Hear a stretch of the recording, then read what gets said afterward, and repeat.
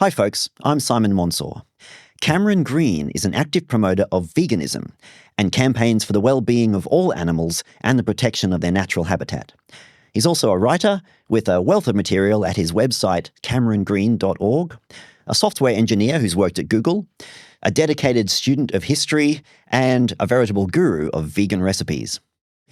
So the topics of environmental destruction and the mistreatment of animals can trigger either impassioned debate or, more commonly, the reaction of switching off because it's too complicated and hoping other people will sort things out. Cameron has this refreshingly open-minded and highly rational yet deeply philosophical approach that I just find super fascinating, and I hope you do as well. We also talk about how AI and technology can affect these things, some of the more interesting challenges to veganism, how change comes about, and causes for optimism. So here it is, a glimpse into the mind of Cameron Green.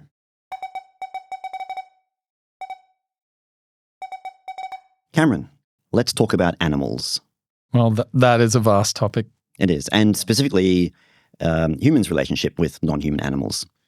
Yeah, I mean, the first thing is to remember that we are animals. And I was always fond of a quote when I was younger that said, man is an animal, not a god. And I felt, that historically embedded in a lot of the sort of what we call the great religions is this separation between man and the other animals and the Christian idea of dominion and so on. So it is, I'd always like to start with there. And sometimes we can seem a little pedantic in our movement when we use the term non-human animals.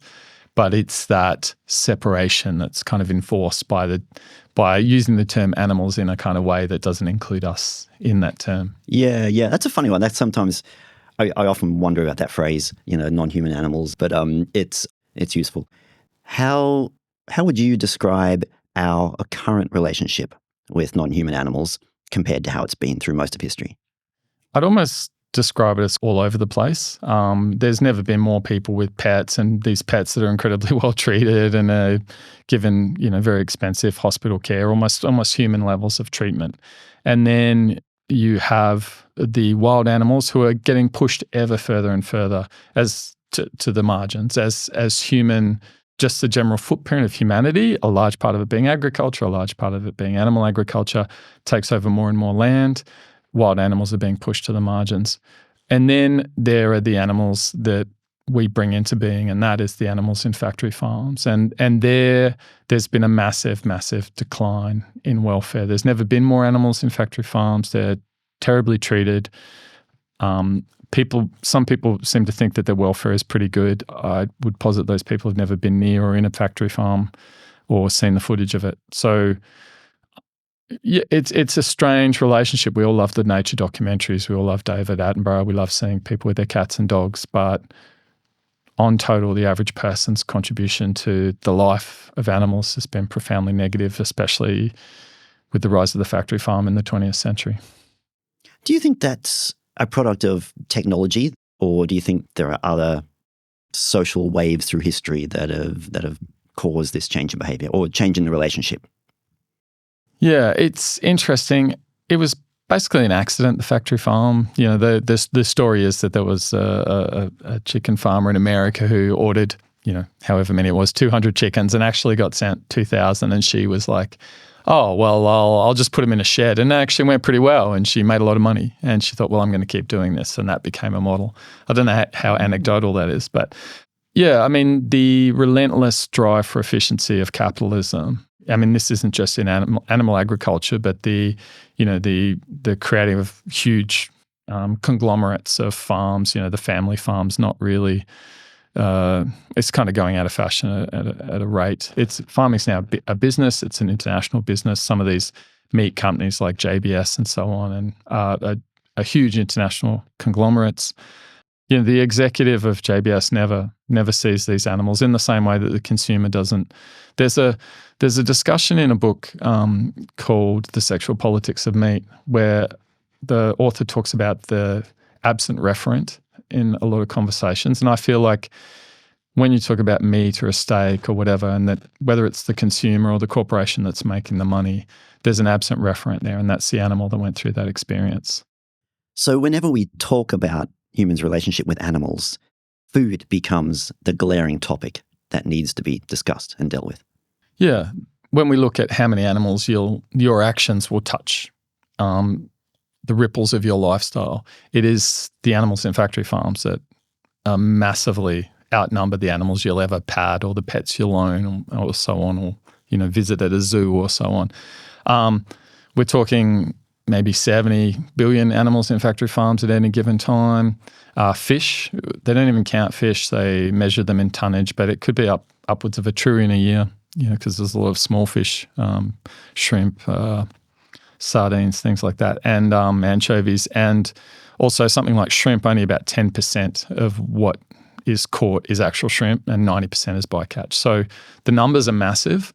And when people think about their relationship with animals, if they're not thinking about the animals that they're eating, then they've probably got a slightly warped opinion of how they are with animals. And we hear this, people say, I love animals.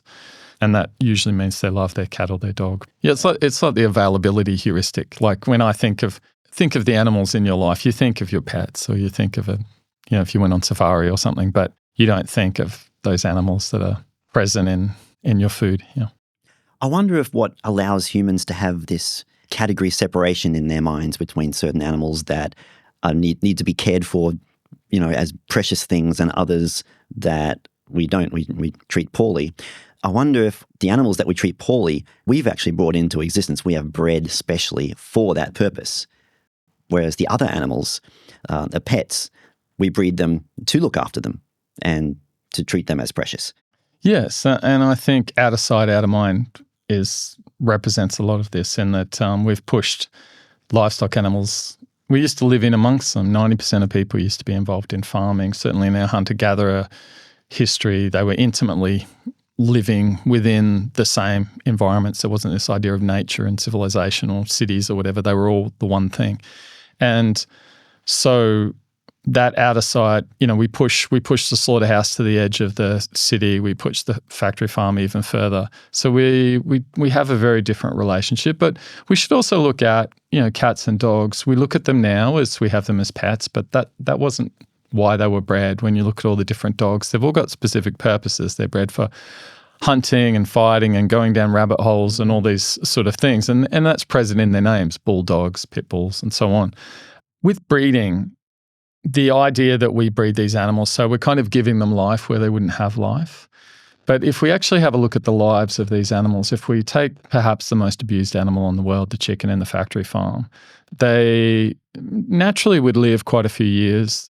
They would lay maybe a couple of clutches of a dozen eggs a year. If we look at that animal now, it's bred to grow in a matter of about 9 weeks. That's its entire lifespan. If it's a broiler chicken, if it's an egg-laying hen, its lifespan is maybe a couple of years max, and it will pump out something like 350 eggs a year. And what this system of farming does, this massive growth that's required of broiler chickens or chickens for meat, and the massive number of eggs that egg-laying chickens have to put out, it's just not consistent in any way with the welfare of these birds. And it's been a result of selective breeding. And we see that when animal sanctuaries get hens from factory farms, they have to give them hormones to try and slow down the egg-laying process, because it's just destroying their bodies. And with the broiler chickens that are bred for meat, they're growing to this huge size. I think it's something like 4 times the size that they would have grown to a few decades ago. And they can't really walk properly. They can't, they start having all these bone problems. They're not bred for their own. We're not breeding them to help them. We're not altering them to make them healthier and have better lives. We're altering them to be a product. We're altering them to be a machine, and we're treating them like machines, and they're not. They're sentient creatures. So I feel the idea that we're breeding them, there are some utilitarians and effective altruists say, what if we could give farm animals a good life? Then it would be a good thing. The more farm animals there would be a good thing. We're a long way from that. And we're also a long way from even really understanding how to do that. At the moment, it's a cruel and inhumane industry. And the larger it is and the more animals that are involved is just the more suffering there is in the world. I've heard you make the point before that the amount of demand for consumption simply requires an industrial system. Yes, I'm involved with green politics. So, I know a lot of people who are, the ideal is I'll have my little I'll have a group of 10 chickens in the backyard, and that's how that will be my relationship with animals. But we've got to look at a population of 8 billion, maybe going up to 10 billion by 2050, as the UN says. And the number of animals is looking to maybe even double by that time in factory farms. So to feed billions and billions of people meat or other animal products 3 times a day, there's no going back to the farmer with the pig whose name he knows and the cow with a hat on. That's just a fantasy. It's been a fantasy for decades now. What it is an industrial, globalized, corporatized system, and that is what's required to feed meat to people 3 times a day. There's no, we can just eat happier meat and eat how we're eating now. The only way that if people do want to eat meat, but they want to do it in an ethical way, they just have to eat a lot less of it, and the lifestyles of the animals have to be completely different. So one of the things that you do is promote the idea of veganism, and it's growing, isn't it? That's a controversial question, even amongst vegans. As someone who's read like the history of vegetarianism and quite interested in the thing, there are these waves of concern for animals and vegetarianism, and then vegetarianism not related to the concern for animals, just health or spiritual reasons. And then there was this wave. I mean, veganism basically started in the 40s with a guy called Donald Watson and a group of people around him, and that's when they coined the term. There has been a steady increase since those very early days, but it waxes and wanes. I mean, when there's something like the live export scandal, there was a wave of people going vegan because they started questioning our relationship with animals. The horse meat scandal in the UK caused a similar reduction in meat consumption. The movie Babe, people stopped eating pork for a little while, but they quickly went back to it. So it does wax and wane, and historically we can see that it has done the same thing. So it does seem at the moment we're on a little bit of an uptick.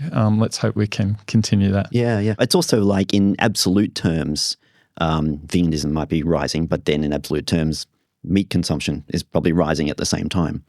That's really complicated. As people get wealthier, their meat consumption goes up. I remember hearing the story about people I think it was in the Netherlands or Belgium, one of the first countries to actually have a large middle class. And so people were like, oh, well, I've got money now. I'm not going to eat plants anymore. And people getting scurvy, these wealthy people, their families and them were getting scurvy because they were eating so much meat. And we see this, that's been a pattern ever since, that as people get wealthier, their meat consumption goes up. We see it in China. The Chinese government's trying to do something about that just because of it's such an inefficient use of land. But yeah, so meat consumption is going up. But what we also see is people questioning their meat consumption. The number of people desiring to eat less meat in their diets is also going up, largely for health reasons. And we also see the major nutritional bodies in the world starting to embrace either pretty much all of them say that a vegan diet is healthy if it's done well. But most of them are also saying a diet too heavy in meats and other animal products, is suboptimal. Yeah. Let's get into the health thing just briefly, at least. So the health topic is one that's constantly debated, and whether a vegan diet is more or less healthy than a non-vegan diet. There's no general answer to that, is there? Not really, not in the science. And I'm a little biased in this, in that when I ate meat, I started questioning my diet. I also started questioning the nutrition quality of my diet. So when I went vegetarian and then eventually vegan, at the same time I used that to make my diet a lot healthier. So I have a bias, maybe some other vegans have a bias to seeing vegan food as innately healthy. But we also have in our movement a whole bunch of people who proudly call themselves junk food vegans, and they say, I did this for the animals, I didn't do this for my health. And the idea that all vegans need to be some sort of embodiment of supreme health. That doesn't really speak to the motivations of many people. And we talked about those motivations. Health is one, and health often for older people, eating less meat or eating more whole foods, plant-based sort of things. But there's also the environment and animal rights, and both of those don't per se require you to have a particularly healthy diet, because that's not the ends that they're trying to achieve. Yeah. So in terms of health, it's not about whether the diet is vegan or not. It's about how careful you are about what you eat. I think generally the answer to that is yes. Now, we look at things like red meat and bacon that have both been listed as, well, bacon's been listed as a known carcinogen, and a lot of those sort of processed meats. Red meat has been listed as a possible carcinogen. And so you get into this discussion of whether is meat just generally bad for you. There's not a lot of evidence about chicken, some of these other things. Fish, has omega-3s in it and so on. I mean, it also has high levels of mercury. It's all a complicated thing. And I wouldn't call myself a specialist in any of those areas. But what I look at is when I look at, say, the recommended dietary guidelines of most major nations, they ask for a reduction in meat. And so even if they weren't going to become vegans and march on the streets and so on, not that all vegans do that, but if they just followed the national dietary guidelines, it would be a massive win for the environment, it would be a massive win for animals, and it would be a win for their health. So there are these win-win-win situations here, and we can sometimes get caught up in the vegan, non-vegan discussion. And I understand that because it can become when we're talking about ethics and morality, it gets easy to look at it, frame it in that way. But there are win-win-wins here. And veganism is not a magic bullet to a healthy diet. Yeah. So one of the pushback arguments that I personally find both annoying but interesting at the same time is like a naturalist argument that a lot of the plant-based foods that we eat now are actually reasonably modern, and they're like human designs in a way. The grains and things have been manipulated especially for humans to be able to eat. And before that happened, the main source of food, well, one of the main sources of food had to be animals. There's no denying that humans have been eating animals for an incredibly long time. It's interesting, the scientific record's a little sketchy, but you'll see articles that say humans mostly ate plants, and then they'll say humans mostly ate animals. And it's just because they're doing this highly localized study. They've got some, tribe of people 10,000 years ago in Peru, and they're testing their teeth, and they go, they mostly ate plants. But that doesn't apply to all the foragist societies around the world. One thing we can very much get into is sort of standardizing our ideas of hunter-gatherers, but there were just so many different models of how people managed to eke out a living in the environment they were in more arid environments. Of course, you're going to eat a higher amount of meat. In more lush green environments, you're probably going to eat a lot more plants. So you get into the naturalistic fallacy, which I think was David Hume's invention. And that kind of goes both ways, because the naturalistic fallacy says, just because something's natural, like we should still look at it on its own merits. We shouldn't just go, something's been done for a long time and let's continue doing it. Yeah, I want to, when I hear that argument, I just want to say, toothbrushes don't grow on trees. That's right. And so, yes, the naturalistic fallacy, but there is something to something that's been done for a long time, and there is something to the harmony of nature and, the evolutionary system. Things weren't arbitrary. They happened because they were tested over millions and millions of years. So the naturalistic fallacy can sometimes be a little bit of a fallacy itself. It can be a bit sloppy and sloppily used. So when we're talking about these, maybe you're talking about keto and people saying we should go back to a certain period. I mean, the one thing I always hear dietitians say, like, what period? Where are we going back to, and which civilization and so on? There's so much variation. Yeah, make our diet great again. Yes, yeah, exactly. So I'm open to all that sort of discussion. I think science and nutrition should lead us here. There can be a way that I hope it goes, and that is that, only eating plants is the best thing. And I would love it because I think it would be a huge win for animals and it would be a huge win for nature. But nutrition science may find that actually a certain amount of meat is healthy. Now, that wouldn't be my ideal. It's possible we could get that meat from cell-cultured and non-animal derived, non-slaughterhouse derived methods. But if that's what it is, that's what it is, and we'll need to deal with that. Personally, I've been vegan for 25 years, and I know people who've been vegan twice as long as I have, and I feel just as healthy as I did when I started being vegan. And I feel as much as that anecdotal evidence in my own life can means anything. I certainly I feel evidence myself that you can completely give up animal products and lead a healthy life. But we also, people often in the West point to vegetarianism, this modern sort of thing. But in India, it's thousands of years old, and you've had generations and generations and generations of families who haven't eaten meat, and they're still here, and there's still millions of them. So we can get a little blinded in our culture. So I think what you're raising is interesting here, particularly when it comes to changing people's behavior and getting them to think about eating less meat, for example, in that there's not going to be one strategy or one idea or one method that fits everybody. So for some people, the idea of killing animals and eating them just feels wrong.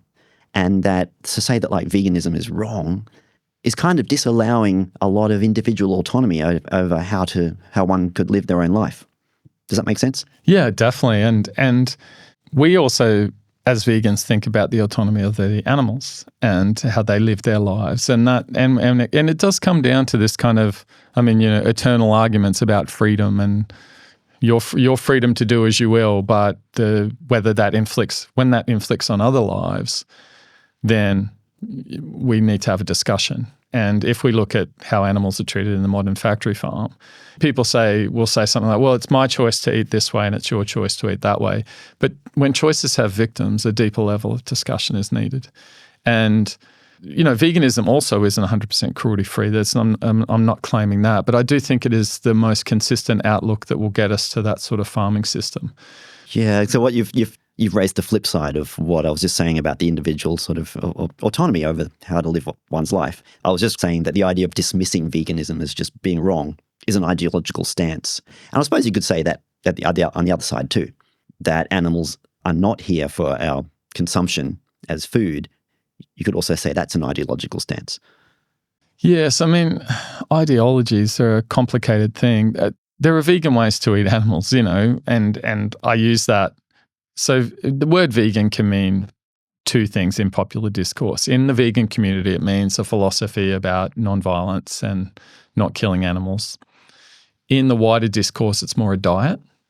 But actually, if you were someone who only ate roadkill or discarded things from dumpsters, you could be actually fulfilling the ethics of veganism and eating meat at the same time. So it is complicated. It's a complicated discussion, and I understand why people outside of that discussion don't understand some of these subtleties. I don't want to say people are wrong in eating meat. They've been raised in it. I ate meat for 25 years. It's not like you're immoral, but I would say that there's an oversight and that they're affecting other beings in the world who seek to be happy, who are thrown into the world just as we are, find themselves in this world and are trying to make their way in it. And the more meat you eat, the more of these animals' lives you're touching. And to really think really deeply about how you want, in your life, how you want the ripples of your life to affect other sentient beings. We could get into a discussion with a highly ethical meat eater. I don't meet many of them, and I know some people will find that a little insulting, but I don't meet many people who only eat from the highest ethical farms.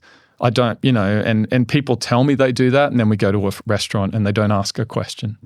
They just eat whatever's served to them, or they buy prepackaged goods and they don't ask any questions. So it's a really important discussion, and I understand that people don't want to have it. People want to be happy.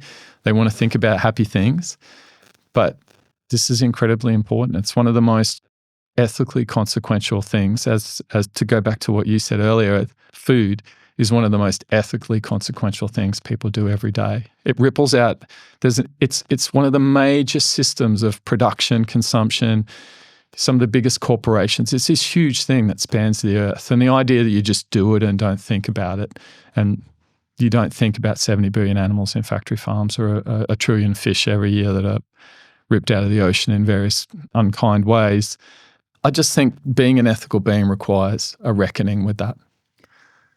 I'm reluctant to drag the health thing back just for one more round, but in relation to that, I'm just wondering if the health issues or the health scares about becoming vegetarian or vegan is a barrier to people behaving in a way that deep down they would rather do.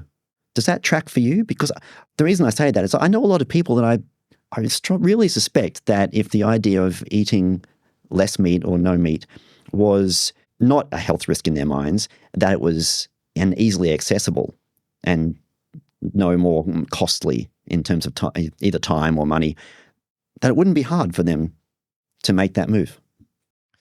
Change is hard for anyone. You look at people who, suffer terrible heart attacks and their doctors say you need to eat better and walk, and people just don't. Like, what people eat is deep.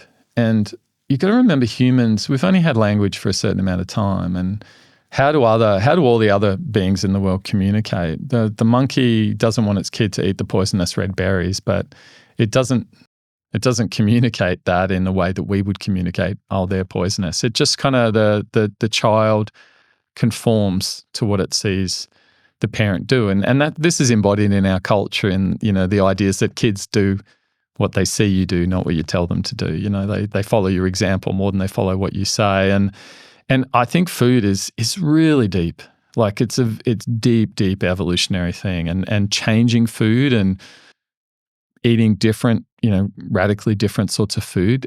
I imagine there's just a general uneasiness. You see how picky a lot of people are, and I think that calls back to this evolutionary, be careful what you eat, Yes, I'm possibly thinking of those, hyper-rational people who would sort of go, oh, well, it's healthier, it's more accessible, that's enough for me. I don't know. I still feel that if accessibility and the scares were less, I think it would be a lot easier for people. And I wonder if the onus is upon activists to sort of just make it easier for people to become vegan using external forces. I mean, it's a big job, of course. Yeah, yes. But you know what I mean? Rather than trying to make people feel so much that they should just change themselves. Yeah, I think one of the great problems that a lot of people who want to change people fall into is like creating a monolith out of society. People are this and they need to be this, but actually there are all these different sections of society, and they're all moving, and they've all got their own realities. There's a section of people who may be like, yeah, I probably would like to eat more plant-based food, but I'm not sure how to do it. And then you have a section that's like, no, and I'll actively resist this happening. And I agree. I think as a movement, we've concentrated a little bit too much on trying to tell people about the slaughterhouse and not enough about helping them.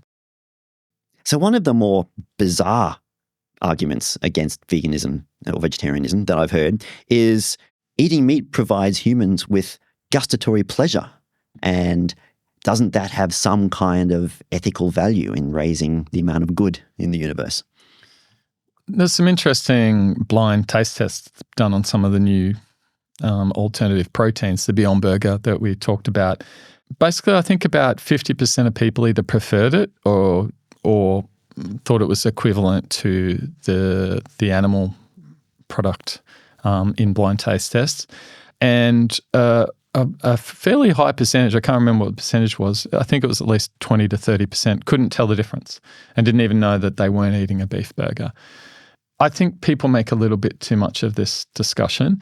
And again, if you actually ask vegans, and I understand if you're eating a meat diet, you see veganism or eating less meat as a denial. But actually, if you ask anyone who's vegan, especially people like me who used it to sort of embrace food in a more healthy way, I used an incredibly vast array of ingredients now that I never would have used before, and have very different relationships with the food I cook. And now, like for me, like I treat each vegetable like really carefully in a recipe. It's not a side dish now; it's the main thing, and I take great care in choosing produce and so on. I really glory in food, and I think if you ask any vegan who's a little bit of a foodie, they won't say, "Oh no, I don't enjoy food as much as I used to."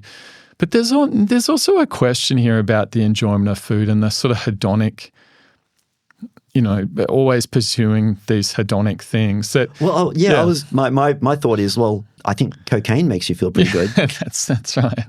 Oh, we're going to have a break. So if it's wrong, it's wrong. And you look at something like foie gras. I mean, it's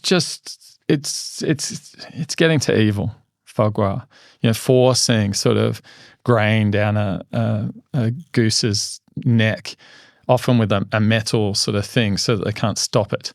And, to fatten their liver so you can make something out of it and the average person out there, someone who maybe likes foie gras would say, you can't take that from me. But most of the people listening to this have probably never eaten foie gras. And they don't feel it's a huge loss in their life. I'm always interested in, it's almost magical when you go out into the street in a developed society and there's an Indian restaurant and a Chinese restaurant. We have an access to the most vast array of delicious food in human history. You could have been the king of the world, 400 years ago, and you couldn't have had what your average person has now. If at any time in history we could sort of decide ethically and environmentally that there's a couple of ingredients that aren't consistent with our values, now would be the time, because we have such an array of access to so much abundance. So you've been campaigning for the welfare of animals and been vegan for a long time now. Have there been any arguments or pushbacks that you've found quite powerful that have really made you think or deepen your understanding of your position? There have been a few, and I actively seek them out, and I try to really seriously consider them when people approach me with them. And some of them are a good one. A lot of food waste is used to feed animals. There's some marginal land that probably couldn't be used for crops that we can use to produce food. I think it would be possible, again, if there was a huge reduction in meat eating, it might be possible through food waste and through some of this marginal land to still have some level of animal agriculture and do it in an environmentally friendly way. But it's very far. It's a world away from where we are now. And it would be, I know some farming societies would, the whole Christmas and, these special occasions when they would kill an animal, that might have been the only meat they ate for quite a while, and that we're talking about going back to that sort of traditional society. Yeah. I mean, that is such a tiny, tiny fraction of the amount of suffering caused to animals, those kinds of things, compared to a small amount of factory farming. Yeah, exactly. And so we've talked about this before, basically the utilitarian, the deontological ethical argument. And, the utilitarian is to minimize suffering, and the deontological one is, it's wrong. And so I make the case that it's wrong, but I also understand not everyone agrees with my case. And to them, I would make it more a utilitarian case of, well, let's reduce suffering, because it's unconscionable, the scale. And I know they don't want to think about it. I know they want to think about happy things, but they're responsible. They're paying for this system. Yeah. And people say to me, oh, why are you always going on about it? And I sort of say, well, you're not going on about it, and it's your system that you're paying for. I'm not part of it. I'm over here. I'm eating the plants.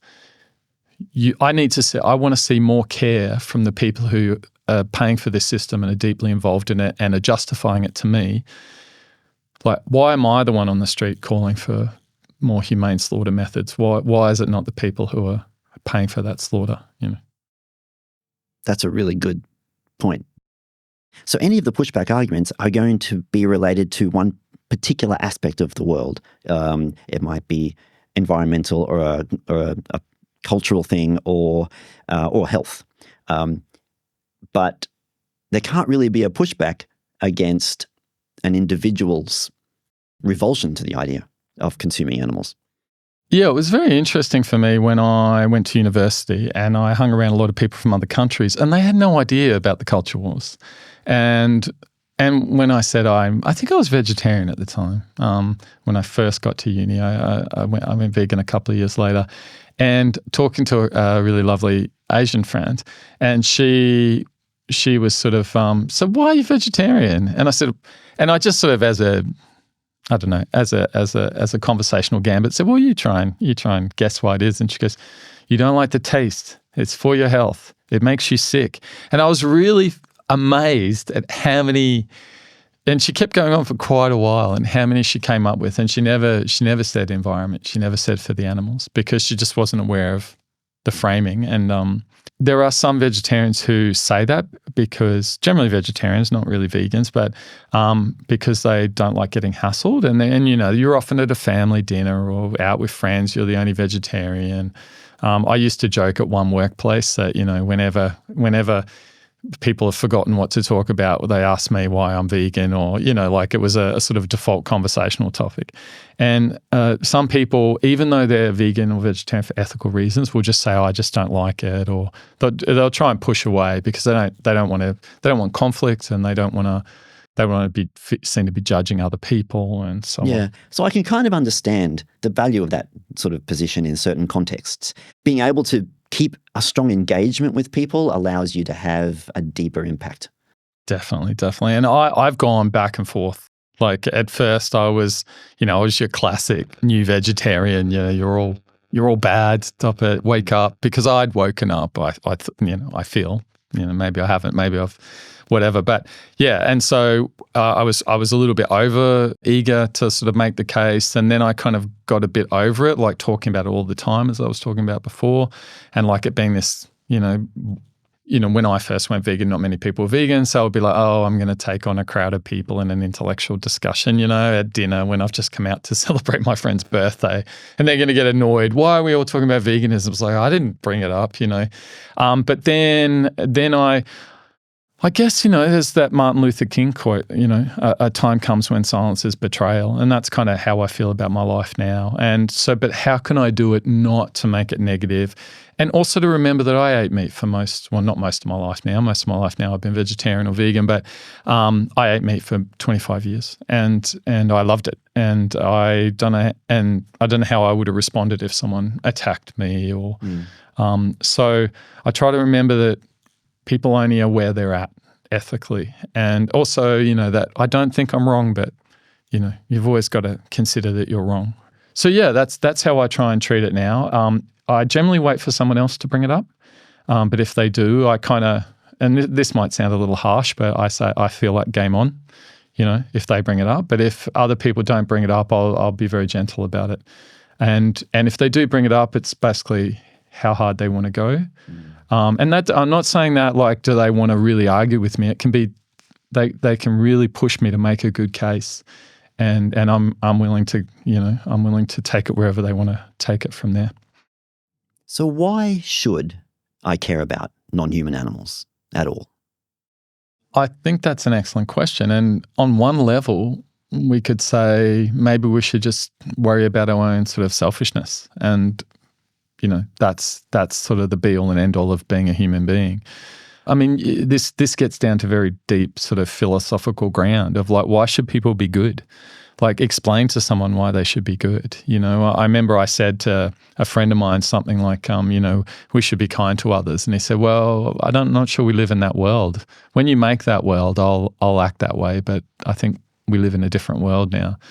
So it is hard, but I would say fundamentally that we know what it is to suffer. We know how unpleasant it is. Animals are thrown into this world just as we are.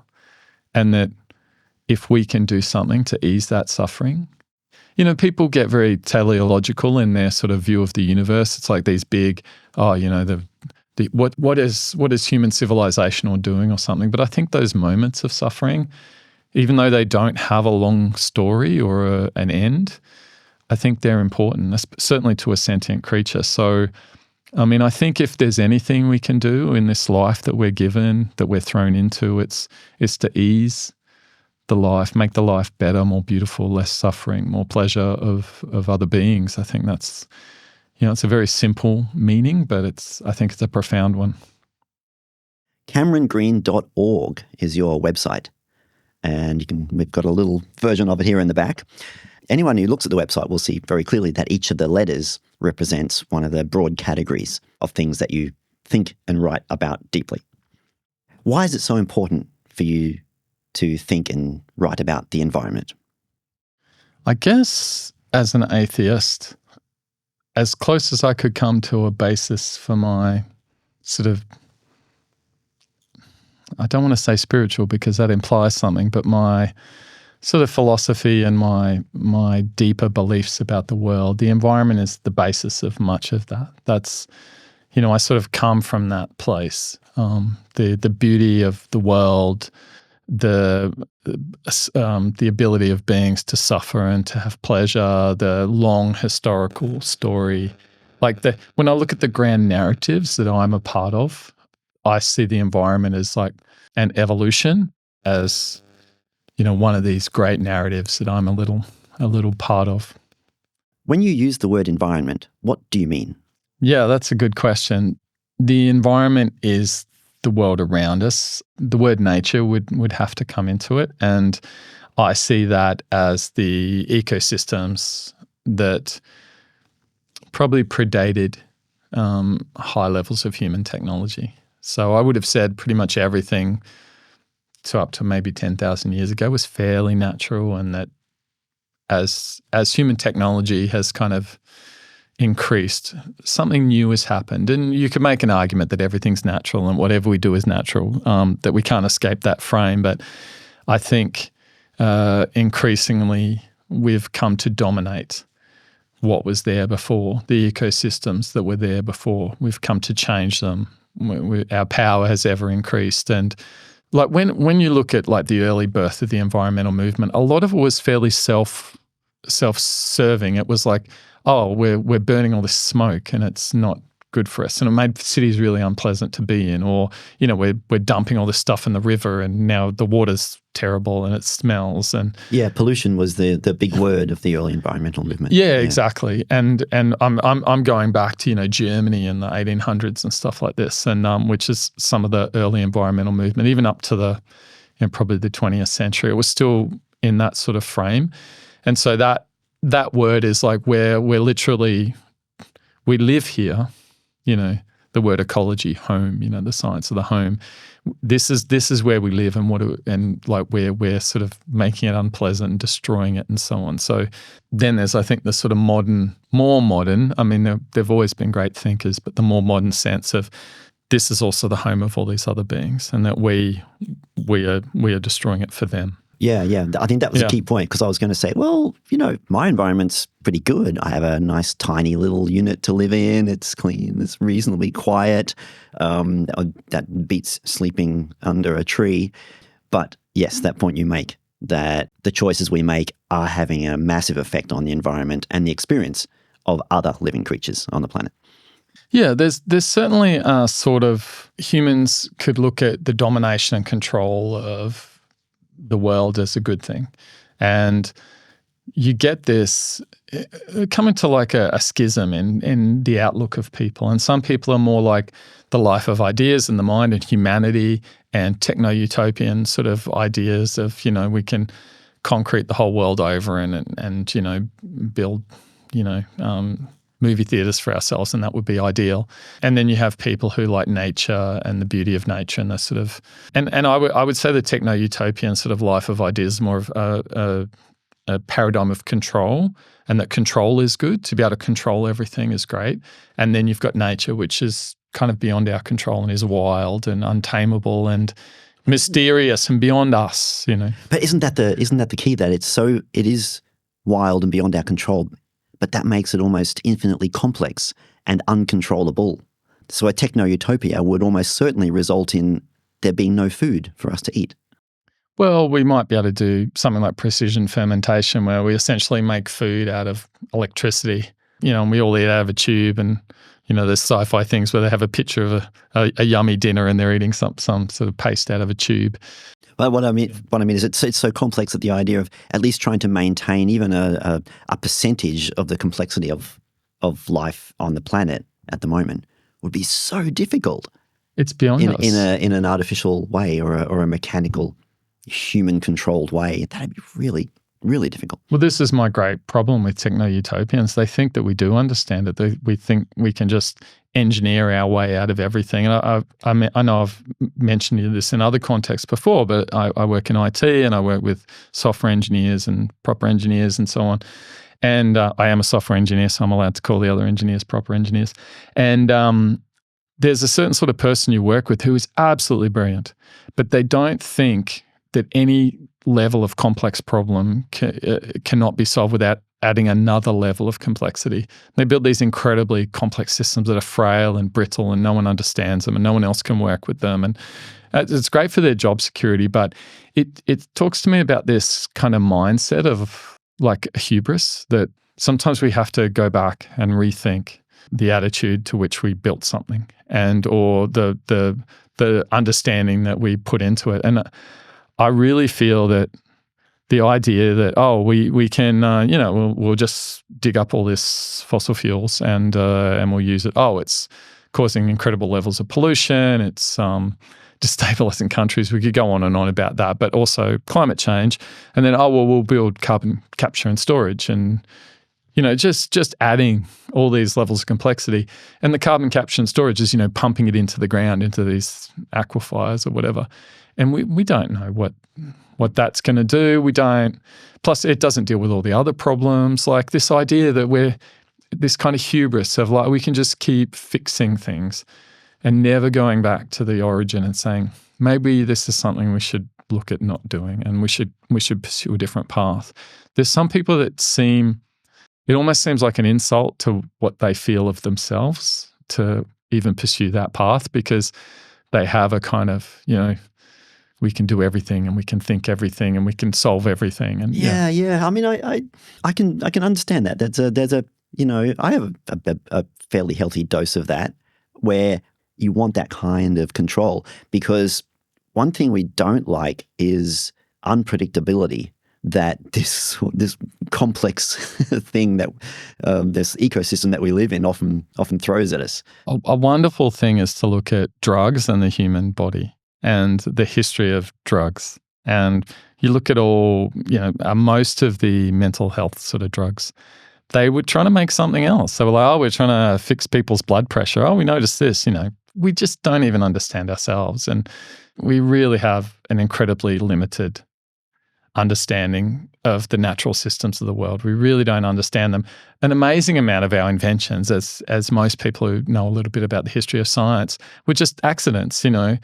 Alexander Fleming, left his petri dishes out and came back, the next day or whenever it was, and went, hang on. And perhaps one of the great medical discoveries of all time, completely accidental.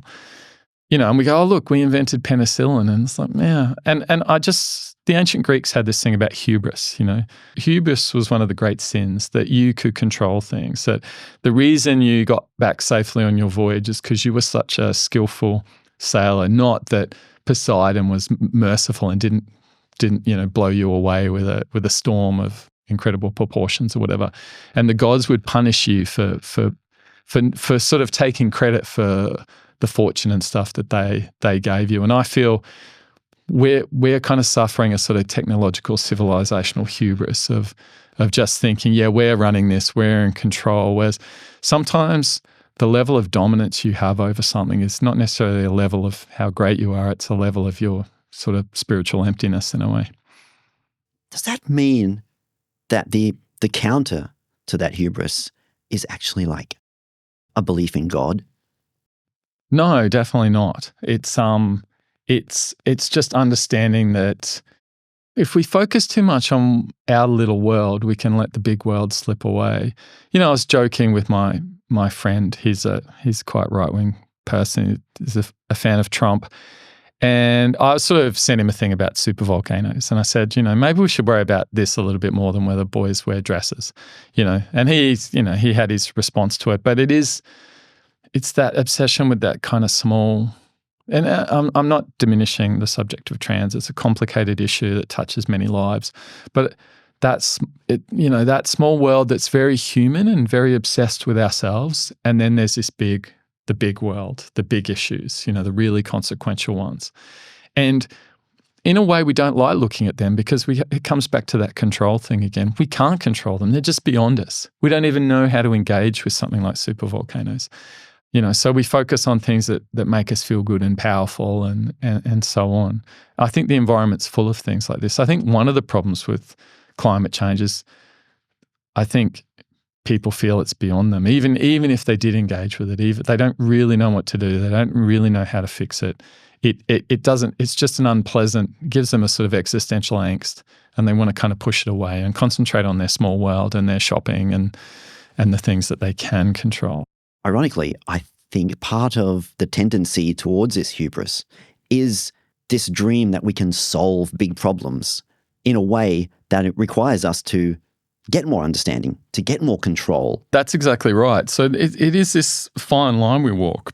I believe in the survival of the human race. Some people really diss the space program and say, what a waste, the Gil Scott-Heron song, Whitey on the Moon, a rat bit my sister Nell and Whitey's on the moon, sort of the lyrics go.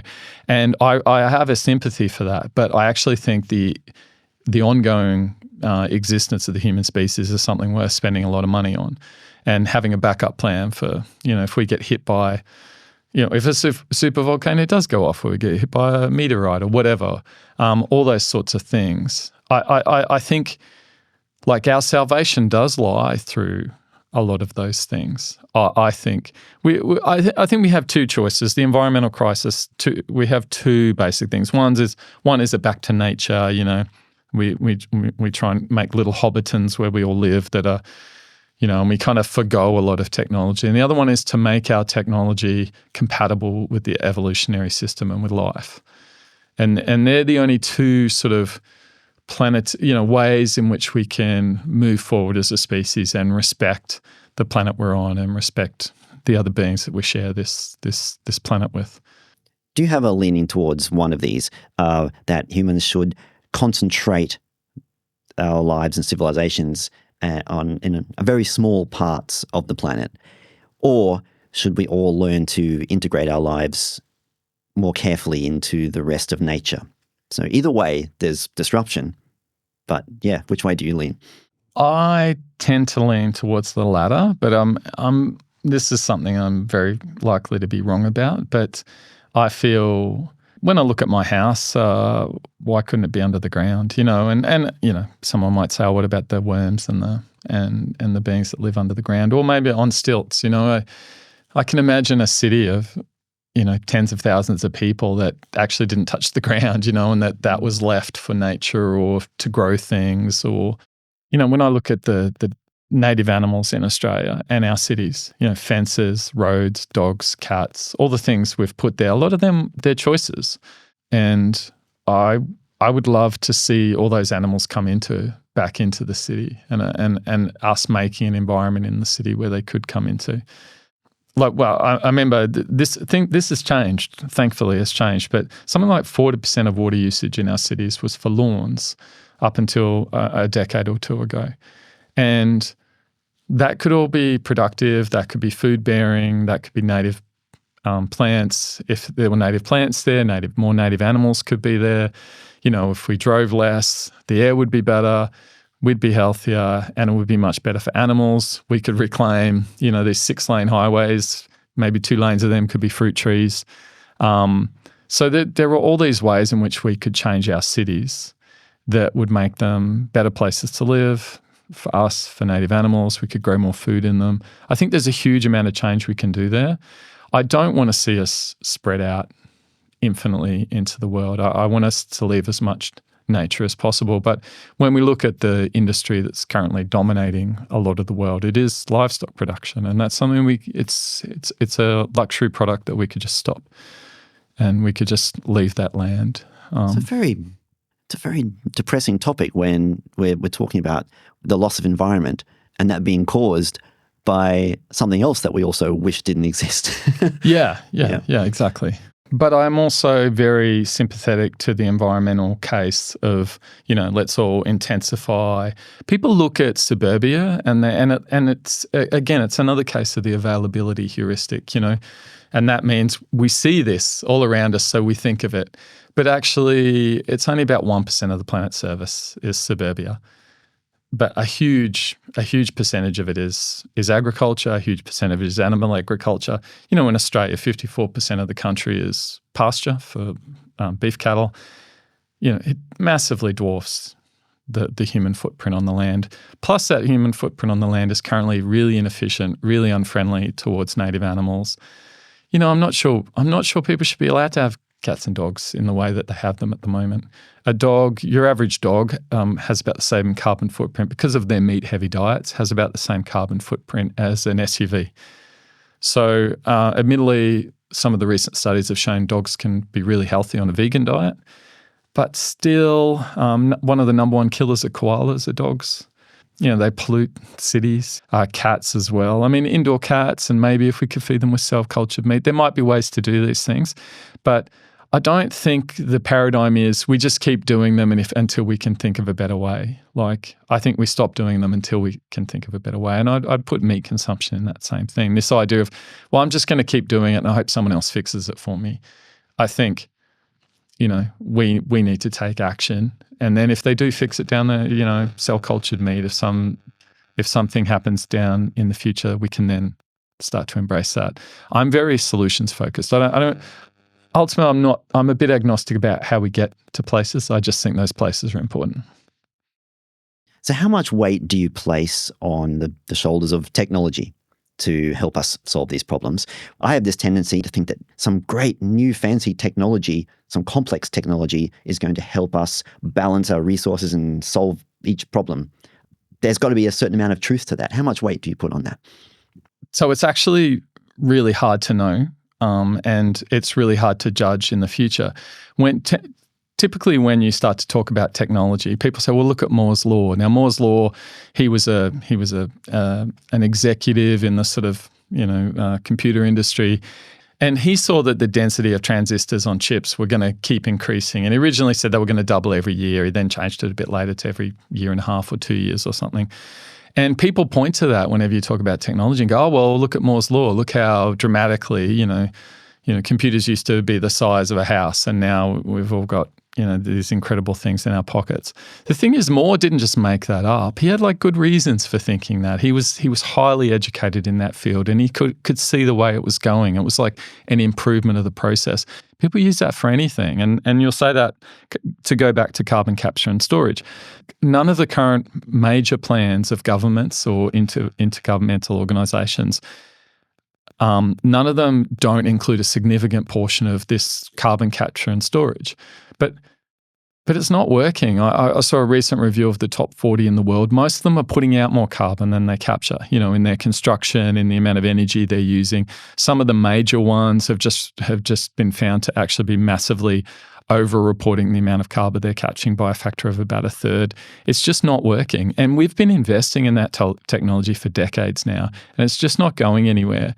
And someone might say, "Oh, well, look at Moore," and people will say, "Look at Moore's law. Look at where it could get to," and it's just crossing your fingers. And I guess I go back to I want outcomes. It's like the capitalist who says to me, "Capitalism will solve the climate crisis." Well, do it. That's not what capitalism is for. Yeah, exactly. But they, capitalists, it is close to a religion. They think it will solve everything, and it's all seeing and all knowing and all. I'm trying to sort of think how that argument would go, and it'd be like, well, businesses require more stable climate, and so they will pay money towards development of systems or technologies that will allow them to have a more predictable and sustainable climate.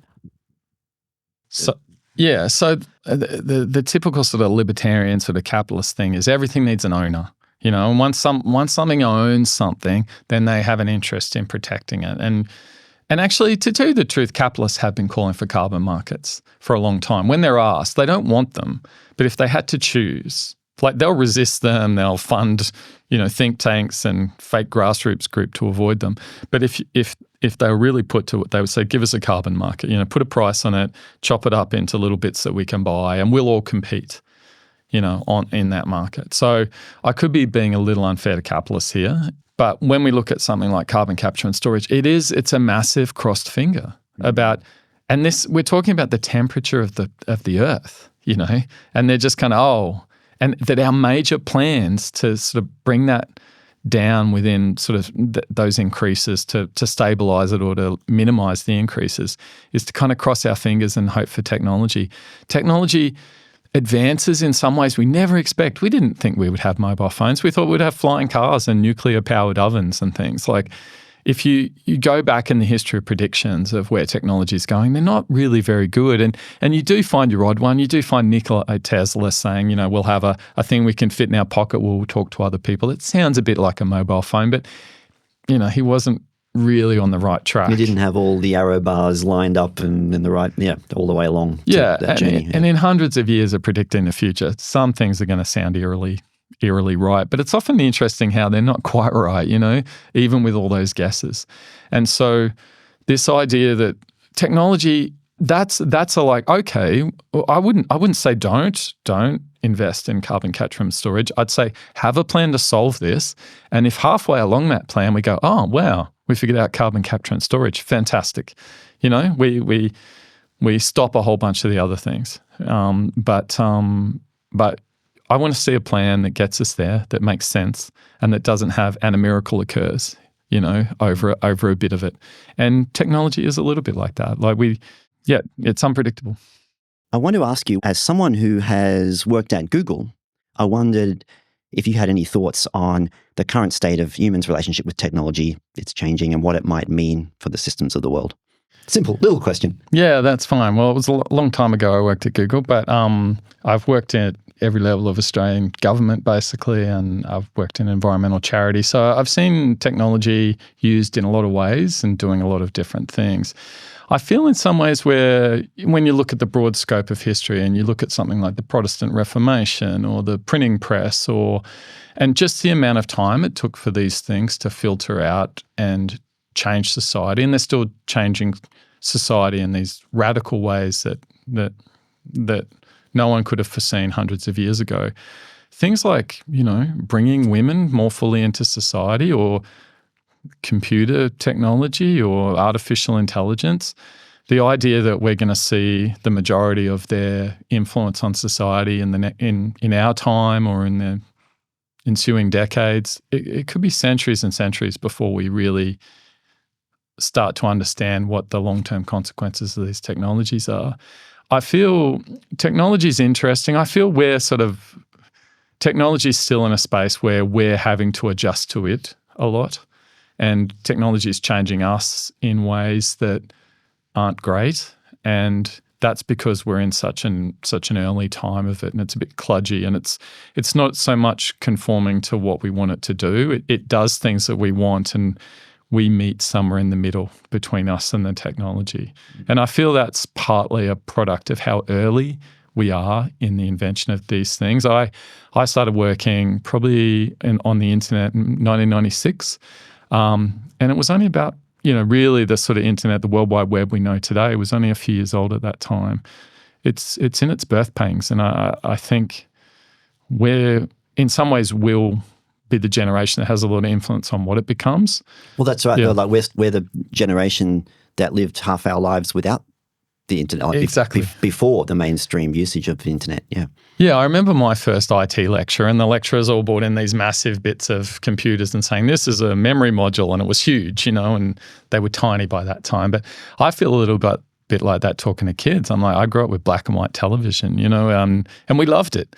And I feel technology is kind of leading us a little bit, and we're not really... We're being kind of consistent with marketing and capitalism. We're kind of being led to technology rather than it really improving our lives. I remember as a kid, we lived in Tasmania, which is a sort of little bit of a backwater state in Australia in the 70s, and we had a black and white TV. There were 2 channels, and we loved it. We were obsessed with it, and we had to be told to stop watching it. And people now, they're on this treadmill of these continual upgrades. E-waste, the waste that technology causes, has been the fastest growing waste stream in municipal waste in the developed world for a couple of decades now. And computers are full of all these toxins. Like we kind of think, oh, they're lighter than air and it's information. But no, computers are very earthy, and there's mines and conflict minerals and all this stuff and all these toxic chemicals, cadmium, and you name them, they're in computers, and they're all tightly bound together, ever smaller and smaller, more tightly bound, and they're very hard to extract. And so it's got a very earthy reality, technology. But I feel we're just in such early days. It's very hard to know where it's going to go, but I feel we need to not get lost in it.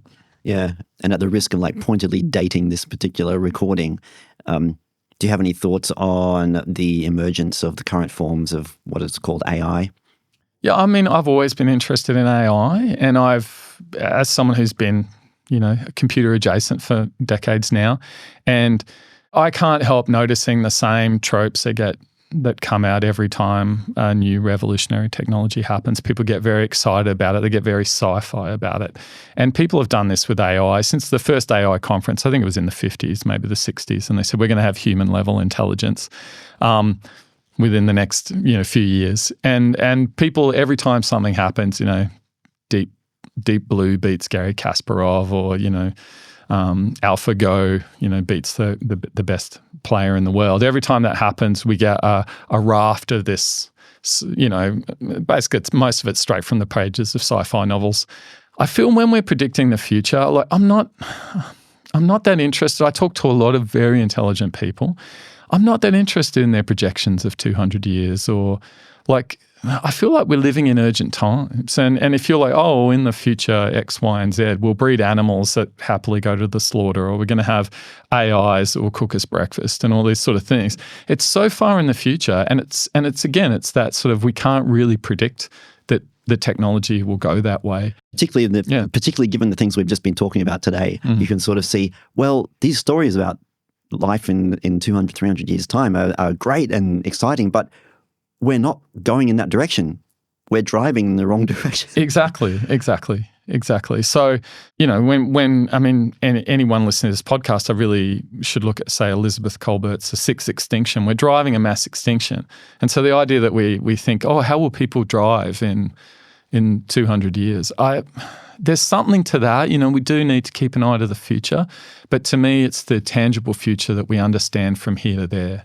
And it's time. I think really I want to see future thinking on timescales of decades, not centuries or hundreds of years. There's something to that. I wouldn't say don't study that at all, but if it's more than a small number of people doing it, like we've got too many. There's still 2 billion people living in fairly terrible poverty, and someone spending their life thinking about what AI is going to be doing in 300 years. Something about that really troubles me. I have a little quote I like, and it's that ideas shouldn't live a greater life than people do. And sometimes I feel, especially for very intelligent people who love sci-fi, sometimes their ideas can get a little divorced from the tangible reality and the tangible realm of pleasure and pain and human experience that we're in. Yeah. How does change come about? When I talk to people who are talking about positive change, they tend to get a bit too high level. And I think they're ignoring that change kind of happens at a person-to-person level. And they talk about, changing the corporations or changing the governments or whatever, but they're just all individuals. And even within our movement, people, we've got to do this as a movement. But if a bunch of people can't sort of just get along and be in and share a space over a few years together and do things together, then whatever ideas that they have or whatever great things they think they're going to do in the world probably aren't going to happen. So we need to look at ourselves and say, am I emotionally and socially capable of being a productive member in the movement? And it's a complicated question.